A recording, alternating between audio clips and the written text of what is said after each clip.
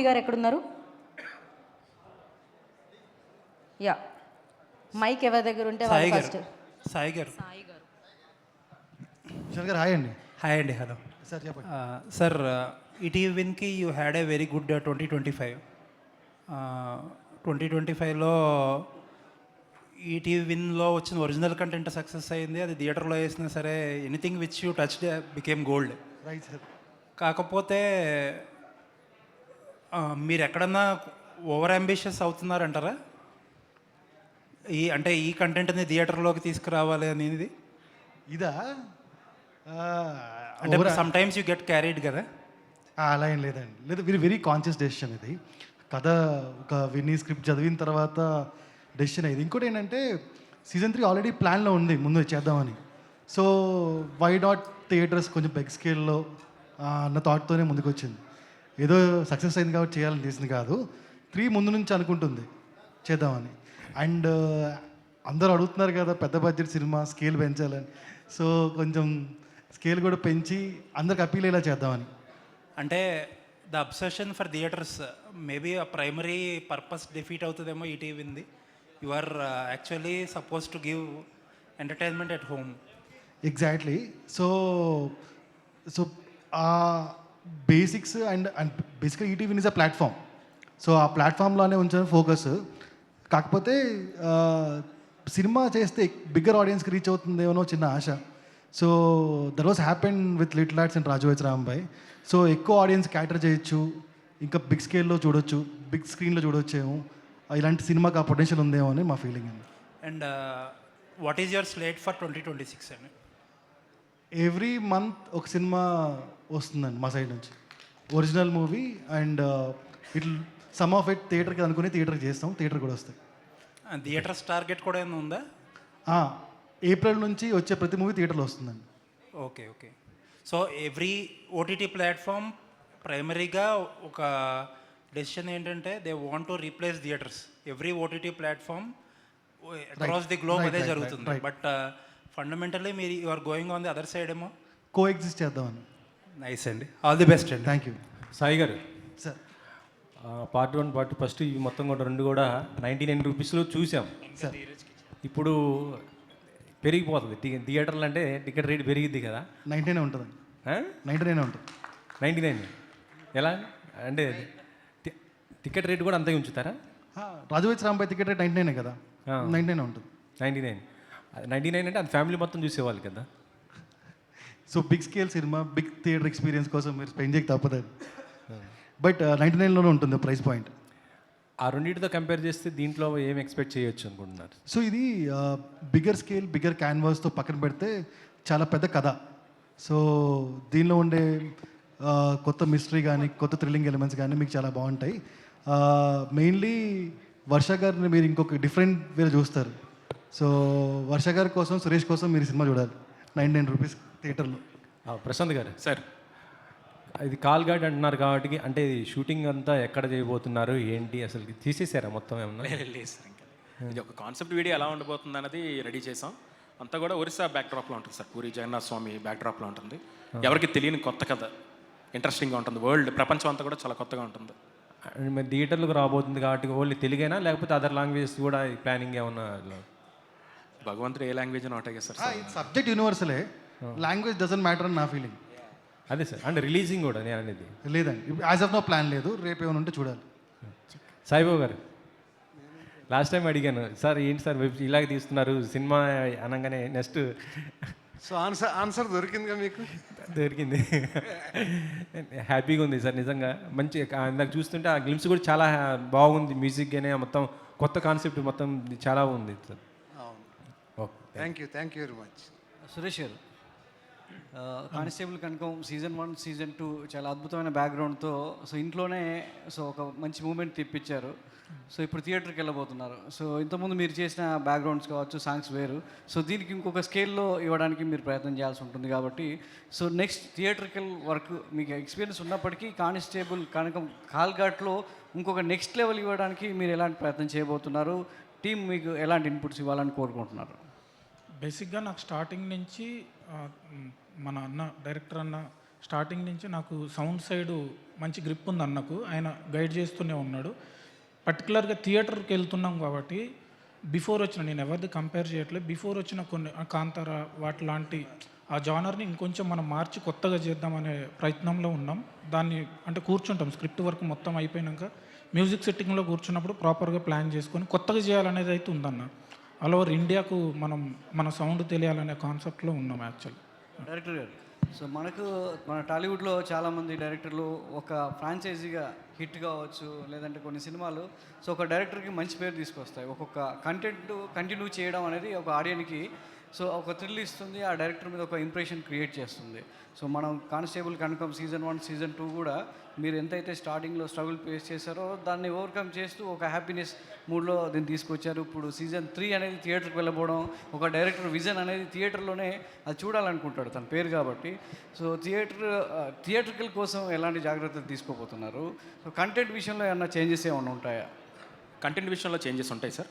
ఇంకా బెటర్, అంటే మీరు ఏం చూసారో 1 and 2 కన్నా ఇంకా బెటర్ ఉంటుంది కాల్ఘాట్ చాప్టర్ 3 అన్నది. అండ్ చాలా హ్యాపీ సార్ నెక్స్ట్ సినిమాకి రావడానికి. సో ఇంకొంచెం ఒళ్ళు దగ్గర పెట్టుకొని ఇంకా బాగా పనిచేస్తాను. ఇందాక ఒక డైలాగ్ అన్నాడు, అంటే ప్రశాంత్ నీళ్ళు చేసినట్టు, సో వైలెన్స్ చేసినట్టు దీనిలో సో ఎలా ఉంటుంది? వైలెన్సా లేదా మీ స్టాంప్ పేడ ఎలా ఉంటుంది? ఎమోషన్ సార్, మెయిన్ ఎమోషనే. ఇప్పుడు మనం నేనేదైతే చెప్పానో కొంతమంది భగవంతుడు ఉన్నారని నమ్ముతారు, కొంతమంది నమ్మరు. సో నమ్మిన వాళ్ళే, సో ఇదే కాన్సెప్ట్లో ఉంటుంది. కానీ మీరు చూసే వరల్డ్ ఏదైతే ఉందో చాలా కొత్తగా ఉంటుంది సార్. డెఫినెట్ అదైతే నేను 100% చెప్పగలను. అండ్ ఇప్పుడు ఎంత న్యాచురల్గా సీజన్ 1 సీజన్ 2లో ఒక అంటే ఆ క్యారెక్టర్ ఎలా రిలేట్ చేసుకున్నారో అలాగే రిలేట్ చేసుకుంటారు 3లో కూడా. బట్ ఆ ఎమోషనల్ డ్రామా ఇంపాక్ట్ ఎక్కువ ఉంటుంది. సో మీ గ్లిమ్స్లో చూపించారు ఎంత కష్టపడ్డారో. సో గ్లిమ్స్ తయారు చేయడానికి టెక్నాలజీ, ఆర్టిఫిషియల్ ఇంటెలిజెన్స్ యూజ్ చేస్తూ ఒక విజన్ ఎలా ఉంటుందనేది చూపించారు. సో దాన్ని బట్టి ఈ సీజన్ మీద ఎంత ఇంట్రెస్ట్ క్రియేట్ చేస్తారనేది ఆడియన్కి అర్థమవుతుంది. అవును sir. So all the best sir, good luck. Thank you sir, thank you so much for your support. Sai గారు ఇక్కడ hi. So first of all నేను 2 సీజన్ 1 సీజన్ 2 చూసా, సీజన్ 2 రీసెంట్గానే చూసా, అద్రిపోయింది. సీజన్ 3 కోసం వెయిట్ చేస్తుంటే మాకు ఒక పెద్ద సర్ప్రైజ్ ఇచ్చారు మీరు, చాప్టర్ 3 అని ఇలా బిగ్ స్క్రీన్లో రాబోతుంది అని చెప్పి. ఇందాక అంటూ 6 బాళ్ళు 6లు కొడితే అని చెప్పారు నితిన్ అని అన్నారు కదా, మరి ఈ చాప్టర్ 6 వరకు తీయాలనుకునే ప్రతిదీ బిగ్ స్క్రీన్లోనే చూస్తామా మేము? చూడాలని నేను కోరుకుంటున్నానండి. సో 3, 4 అయితే వీ హ్యావ్ ప్రశాంత్ గారు ఐడియాస్ ఉన్నాయి. 6, 7 ఆయనే చెప్పాలి. బట్ ఇదే స్కేల్లో చూస్తారు. సరే, స్కేల్ ఇదే, ఓకే, స్కేల్ ఇదే. ఆ థియేటర్ ఓటీటీ అనేది రైట్ నౌ ఏం లేదు. బట్ బిగ్గర్ స్కేల్, బిగ్గర్ క్యాన్వాస్లో చూస్తారు మీరు. అంటే ఇందాక 6 అన్నారు, ఇప్పుడు 7 అన్నారు. ఐ థింక్ ఇదంతా చూస్తే ఒక 10 నేను వరకు ఊరికే అన్నానండి, 6 అది కూడా ఊరికే అన్నాను.